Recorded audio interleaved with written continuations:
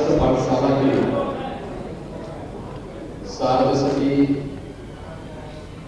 समारोह के शुभारंभ कार्यक्रम में इस संस्था के अध्यक्ष प्रयागराज के पूर्व महापौर चौधरी जितेंद्र नाथ सिंह जी, प्रदेश सरकार में मेरे वरिष्ठ सहयोगी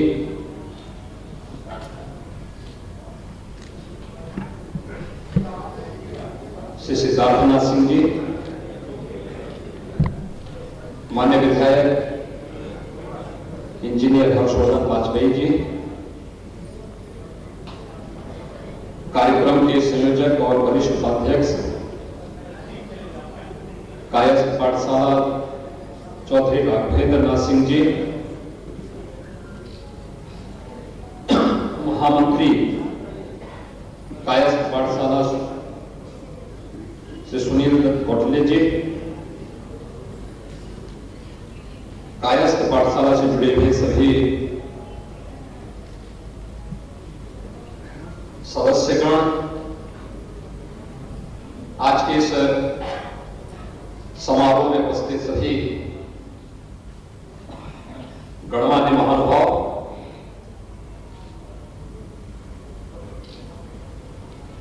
प्रदेश की इस प्रतिष्ठित संस्था के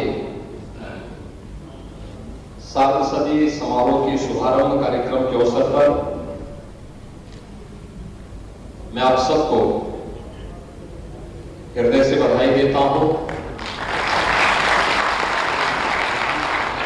और एक वर्षों तक चलने वाले सभी कार्यक्रमों के प्रति अपनी शुभकामनाएं भी देता हूं।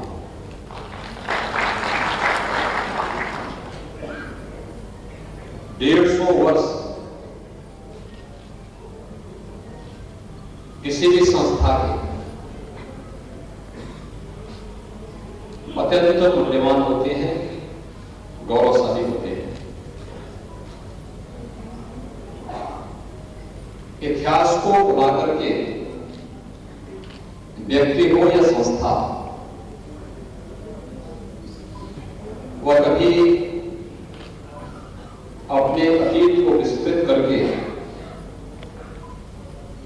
उज्जवल भविष्य की कामना नहीं कर सकती। और मैं धन्यवाद दूंगा कायस्थ पाठशाला के वर्तमान नेतृत्व को, जिन्होंने कायस्थ पाठशाला से जुड़ी हुई इन सभी संस्थाओं की गरिमा को, उसके गौरव को बनाए रखते हुए संस्थापकों की भावनाओं के अनुरूप उसे एक नई ऊंचाइयां प्रदान करने के निरंतर प्रयास कर रहे हैं। और आज हम इस संस्था के 150 वर्ष पूरे, 150 वर्ष पूरे होने के उपलक्ष्य में एक नए समारोह के साथ जुड़कर उसके साक्षी बन रहे हैं।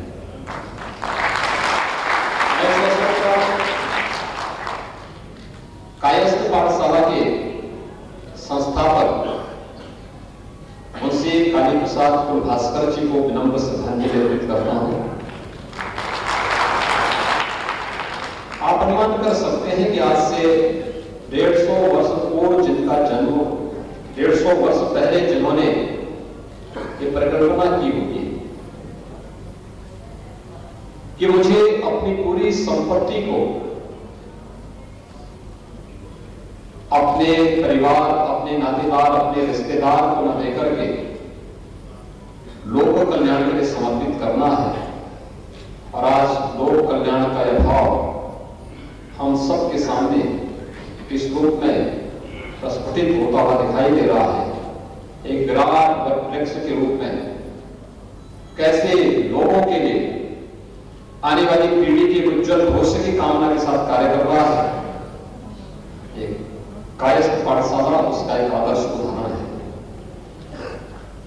मित्रों, आप सब प्रबुद्ध समाज से हैं और ये हमेशा से रहा है कि जब कभी कोई ऐसी स्थिति आती है कि कलम और तलवार में कोई द्वंद्व विजय तो करम की ही होती है।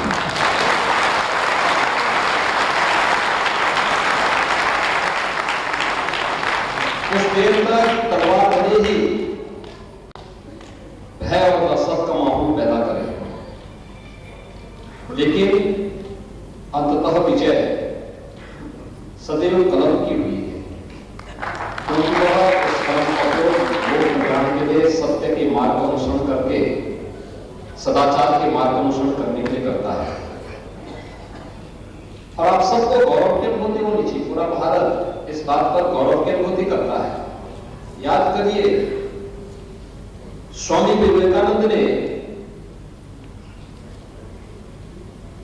1893 में वैश्विक मंच पर जाकर के भारत की वैदिक परंपरा को जिस मजबूती के साथ रखा था, किन शब्दों में उन्होंने रखा था,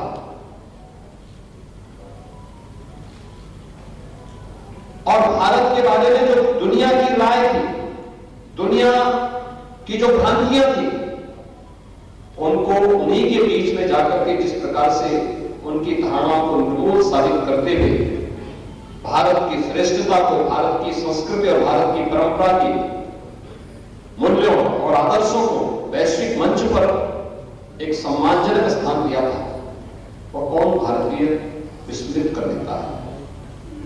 हर भारत का नागरिक स्वामी विवेकानंद के प्रति श्रद्धा और सम्मान का भाव रखता है। और स्वामी विवेकानंद ने बात कही,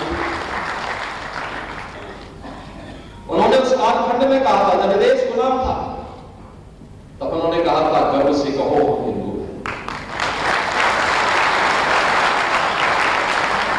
स्वामी विवेकानंद ने यह नहीं कहा, और ठीक है, एक परंपरा में सन्यासी थे, भारत की वैदिक परंपरा पर उनको गौरव की अनुभूति होती थी। उन्होंने व्यक्ति, जाति, मत और मजहब का नहीं, उन्होंने अपनी पहचान को वैश्विक मंच पर जो सम्मान दिलाया। नहीं तो हिंदू कहने में लोग संकोच करते थे, लोगों को संकोच होता था, लेकिन स्वामी विवेकानंद को यह कहने में कोई संकोच नहीं था। उन्होंने कहा हमें हमारे लिए गौरव की बात होनी चाहिए। और जिस मजबूती के साथ स्वामी विवेकानंद ने बात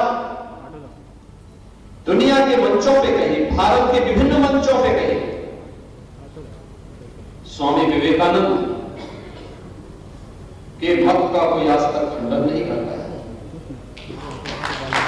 कोई नहीं कहता है कि स्वामी विवेकानंद ने गलत किया, गलत कहा। भाइयों बहनों, कौन ऐसा कालखंड है जब इस प्रबुद्ध समाज ने नेतृत्व न दिया हो? देश की आजादी के लिए तड़प रहा भारत, आजाद हिंद फौज के माध्यम से नेताजी सुभाष चंद्र बोस ने भी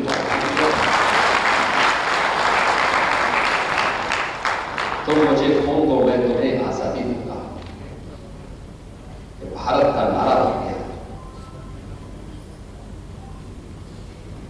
कांग्रेस की राजनीति आजादी के पूर्व ही जिस कुटिलता की चपेट में आ गया था, उसका खामियाजा नेताजी सुभाष चंद्र बोस को भरना पड़ा था। और उन्होंने उसे टुकड़ा करके आजाद हिंद फौज का गठन करके भारत की स्वाधीनता के लिए जिस अभियान को आगे बढ़ाया, वह किससे छुपा हुआ? कौन उसको विस्मृत कर सकता है? और कौन ऐसा भारतीय होगा जो नेताजी सुभाष चंद्र बोस के प्रति नतमस्तक न होता होगा?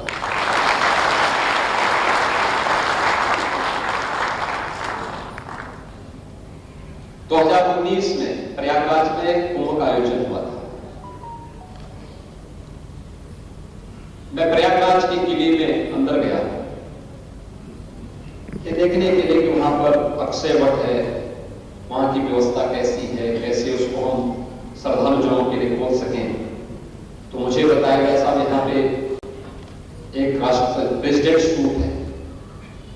मैंने कहा यहाँ प्रेसिडेंट सूट का मतलब क्या है? कहा साहब यहाँ पे देश के पहले राष्ट्रपति डॉक्टर राजेंद्र प्रसाद जी कुंभ के समय भी मेले में कल्पवासी बन करके भी यहां पर आते थे। क्या भारत था? ये देश आजाद हुआ, तत्कालीन सरकार कहती रही कि नहीं, सोमनाथ मंदिर के कार्यक्रम में आपको नहीं जाना है। उन्होंने कहा सरकार तय नहीं करेगी, मैं एक भारतीय हूं और हजारों वर्षों से भगवान सोमनाथ भारत और भारत की कोटि कोटि मानवों के उद्धार के कारक बनते रहे हैं। और स्वतंत्र भारत, अगर सरदार पटेल ने इस अभियान को आगे बढ़ाया है तो मैं इस कार्यक्रम में आज जाऊंगा ही जाऊंगा। और सोमनाथ मंदिर राजेंद्र प्रसाद जी ने उस समय की सरकार के तमाम विरोध के बावजूद भी उस कार्यक्रम को आगे बढ़ाया था। आप देख रहे हैं दो चेहरे भारतीय राजनीति के बहुत स्पष्ट दिखाई दे रहे हैं। एक चेहरा है जो अपनी परंपरा, अपनी संस्कृति, अपनी विरासत को विस्मृत करके भारत को पिछड़कू, भारत को पीछे धकेलने की दुरभिसंधि का शिकार स्वयं होता है।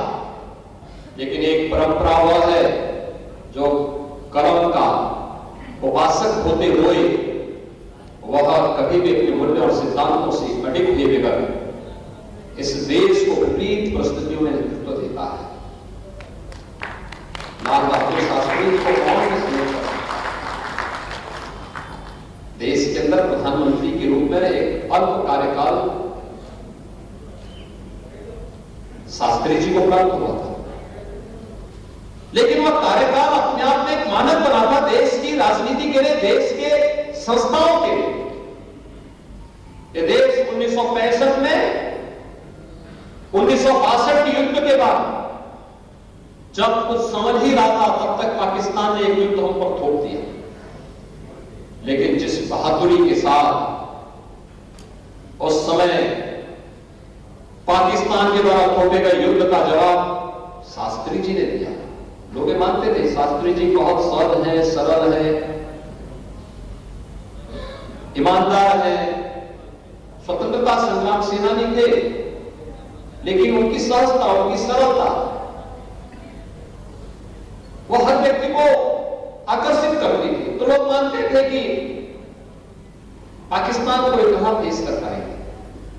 लेकिन उस समय जब देश पर थोपे के युद्ध को दृढ़ निश्चय के साथ, पूरी दृढ़ता के साथ उन्होंने नेतृत्व देते हुए पाकिस्तान को नाको चने चबाने के लिए मजबूर कर दिया था, पाकिस्तान को पूरी तरह परास्त किया था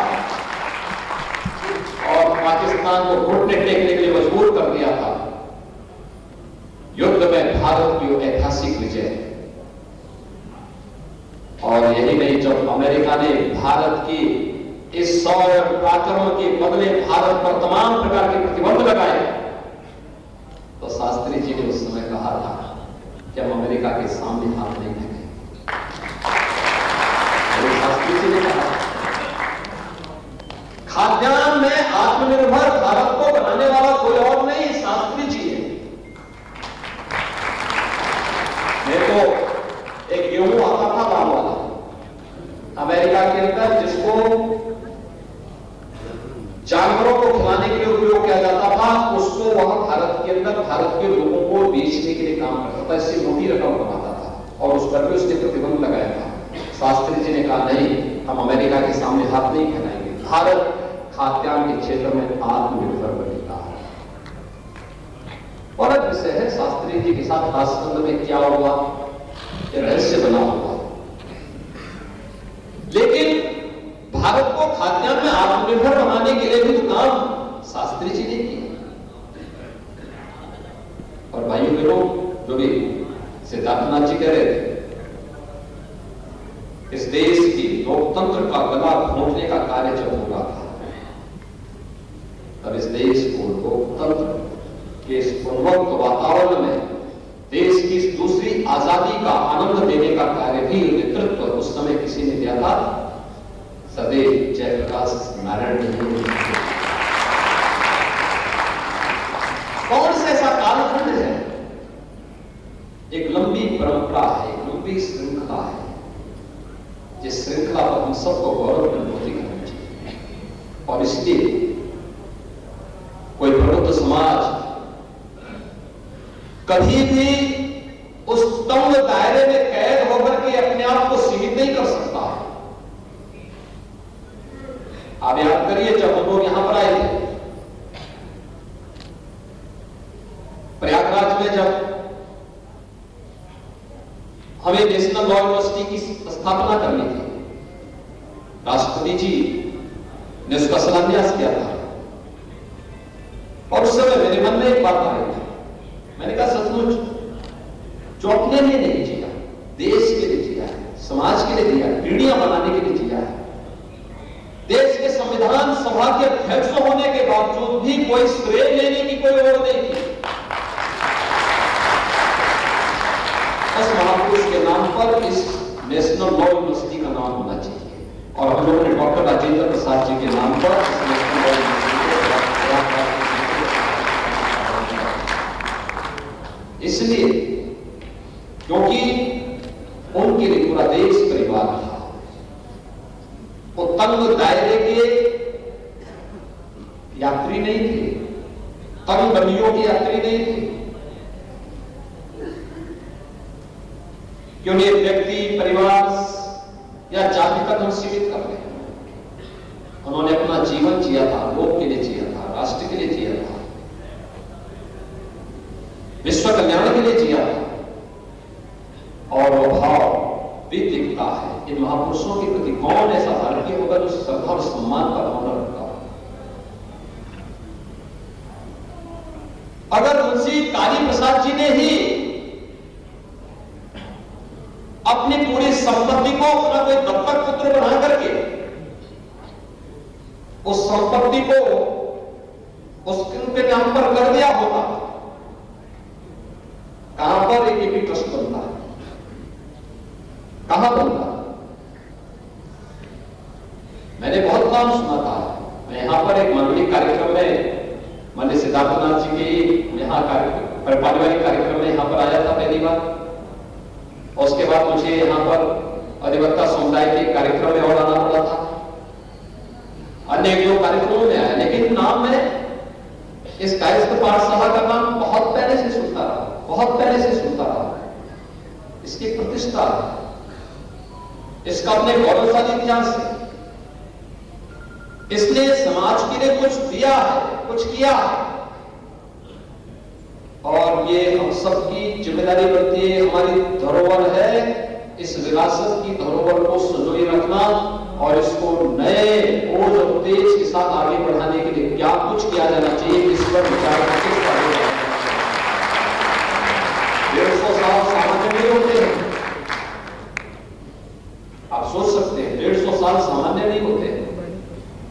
1840 में मुंशी काली प्रसाद जी का जो है जन्म हुआ। मात्र 32 वर्ष की आयु में उन्होंने संस्था स्थापित कर दी 1872 में।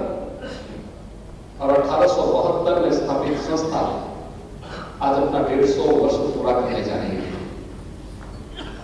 एक वर्ष तक चलने वाले कार्यक्रमों में जो संस्थाएं इस कायस्थ पाठशाला के माध्यम से संचालित हो रही है, उन संस्थाओं की गुणवत्ता को, उसको आधुनिकता के साथ जोड़, अपनी पुरातन आत्मा को संरक्षित रखते हुए। मुझे अच्छा लगा जब यहां पर मुंशी काली प्रसाद जी की वंदना के लिए पालिकाएं आई तो अध्यक्ष जी ने कहा कि हमारी परंपरा है कि सम्मान में हम सबको खड़ा होना होगा, एक कुल गीत है हमारी संस्था का। मैंने कहा तो अच्छी बात है, ये तो होना चाहिए, ये तो परंपरा की व्यवस्था है। और जो परंपरा होगी, हम आपके कार्यक्रम में आए हैं, जो परंपरा होगी उस परंपरा का निर्वाह हमें करना ही चाहिए। तो परंपराओं का सम्मान हमारा दायित्व बनता है। उस आत्मा को संरक्षित करते हुए एक नई काया और नए कलेवर के रूप में कैसे हम आगे बढ़ा सकते हैं। यह आप सबके लिए एक चिंतन का विषय होगा, वैसे ही जैसे उदाहरण आपके सामने आ रहे हैं। आपने देखा होगा अभी इस देश के यशस्वी प्रधानमंत्री जी ने काशी में काशी विश्वनाथ धाम का लोकार्पण का भव्य कार्यक्रम किया है। बाबा विश्वनाथ का भव्य मंदिर हर व्यक्ति जानता है 11वीं सदी से लेकर के और 16वीं 17वीं सदी तक यह निरंतर विदेशी आक्रांताओं को झेलता रहा, निरंतर उसका सामना करता रहा। सब विषम परिस्थितियां आती रही, हर विपरीत परिस्थितियों का सामना होता रहा, लेकिन समय के अनुरूप वहां पर कार्य भी चलते रहे। कभी राजा टोडरमल ने, कहीं राजमाता अहिल्याबाई होलकर ने, कभी पंजाब के राजा महाराजा रणजीत सिंह जी ने उस मंदिर के लिए कुछ किया। लेकिन 1916 में काशी हिंदू विश्वविद्यालय के उद्घाटन कार्यक्रम में जब महात्मा गांधी जी आए तो महात्मा गांधी जी काशी विश्वनाथ मंदिर में दर्शन करने के लिए गए थे और उस समय उन्होंने तंग गलियों को देख करके और गंदगी को देख करके बहुत तीखी टिप्पणी की। आप सोचिए 1916 से लेकर 2016 तक 100 वर्षों तक किसी का ध्यान नहीं गया कि तंग गलियों और गंदगी के बारे में राष्ट्रपिता महात्मा गांधी जी ने कुछ टिप्पणी की, कोई नहीं बोला। लेकिन 2016 में प्रधानमंत्री जी ने एक संकल्प लिया कि हमें इन तंग गलियों से मुक्ति देकर के काशी विश्वनाथ धाम के रूप में इस पूरे परिसर को भव्य स्वरूप देना है। चाहिए काशी चाहिए। काशी के बारे में कहा जाता है कि जब मां गंगा काशी में आई तो उनको भैरवनाथ जी ने रोक दिया, काल भैरव ने रोक दिया। तो वो कहा कि मैं तो शिव की ही जटा से आई हूं, शिव के पास ही जाना चाहती हूं। उन्होंने कहा नहीं, तो बड़ी चंचल है, बाबा विश्वनाथ साधना में बैठे हैं, उनकी तपस्या को भंग करेगी, इसलिए हम तुम्हें रास्ता नहीं देंगे। कहते मां गंगा ने कहा कि मुझे एक बार यहां से निकलने दो, मैं भगवान शिव का ही चरण स्पर्श करके करना चाहती हूं और कभी काशी में किसी का नुकसान नहीं करूंगी, साधना भंग नहीं करूंगी। और आज भी आप देखते होंगे काशी में बड़ी बड़ी बाढ़ आती है, लेकिन कभी काशी में जनधन की कोई हानि नहीं। कितनी शांत है मां गंगा, कितनी शांत है, पूरी ऐसे लगता है जैसे मां गंगा स्वयं बाबा विश्वनाथ को पाकर के आनंद से प्रफुल्लित होती हुई दिखाई देती है काशी में। और हजारों वर्षों के बाद यह अवसर आया जब काशी विश्वनाथ मंदिर को मां गंगा के साथ मिलन का एक कार्यक्रम काशी विश्वनाथ धाम के माध्यम से प्रधानमंत्री मोदी जी देश के किसी प्रधानमंत्री जी को आपने, किसी प्रधानमंत्री को आपने कभी गंगा में स्नान करते हुए नहीं देखा होगा, लेकिन मोदी जी ने गंगा जल लेकर करके भगवान शिव का अभिषेक स्वयं किया और अभिषेक करने के बाद एक तरफ आस्था को सम्मान दिया और दूसरी तरफ काशी विश्वनाथ धाम को भव्य स्वरूप देने वाले श्रमिकों के ऊपर पुष्प वर्षा भी की। ये होती है दृष्टि, और जब ये होती है दृष्टि और तभी बनती है सृष्टि। हम सबको इस दिशा में एक सार्थक पहल और प्रयास करने की आवश्यकता है।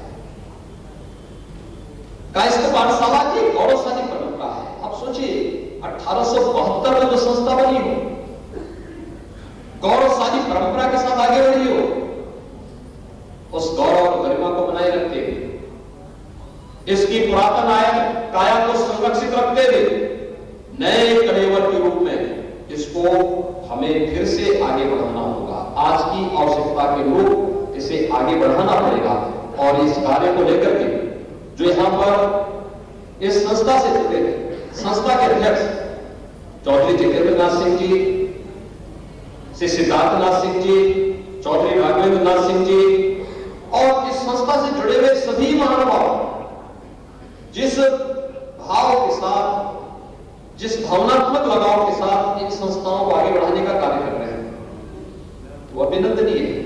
और मैं आप सबको इस बात के लिए आश्वस्त करता हूं कि प्रदेश सरकार के लिए इस सार्वसती समारोह के दौरान होने वाले किसी कार्यक्रम के साथ जुड़ने के लिए, उन कार्यक्रमों को भव्यता के साथ आगे बढ़ाने के लिए किसी प्रकार के सहयोग की आवश्यकता पड़ेगी।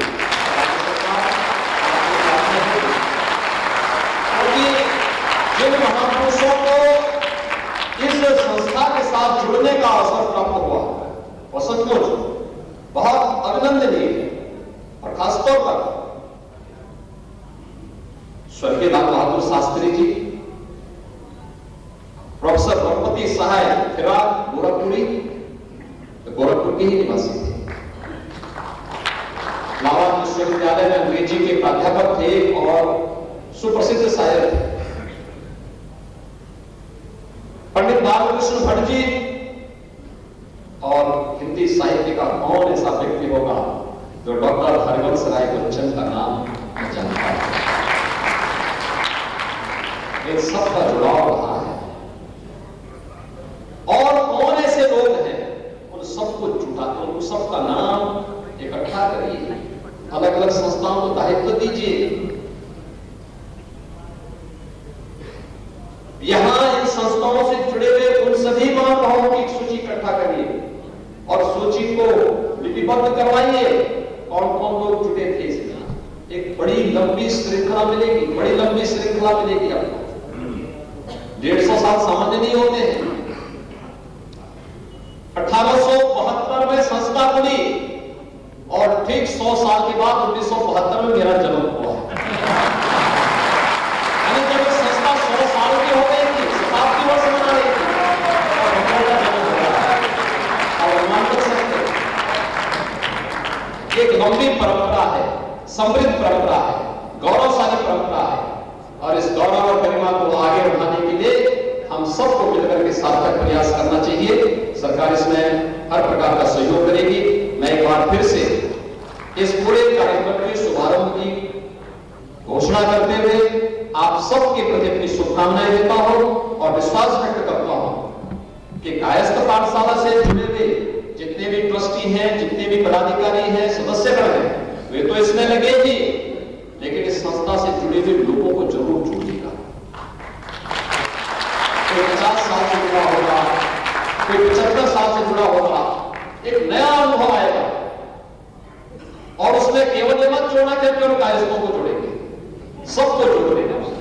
कार्यक्रम में सबको जोड़ना। आपने जितेंद्र नाथ जी ने मंच पे इस बात को कहा, मेरा भतीजा हर्षवर्धन वाजपेयी कहा ही उन्होंने और उस कार्यक्रम में उनको बुलाइए। आखिर बालकृष्ण भट्ट जी, पंडित बालकृष्ण भट्ट जी इसी संस्था से हो, आखिर आपने दिया है समाज को तो आप बताएंगे क्यों नहीं? आपको बताना भी पड़ेगा और बता करके अपनी गौरवशाली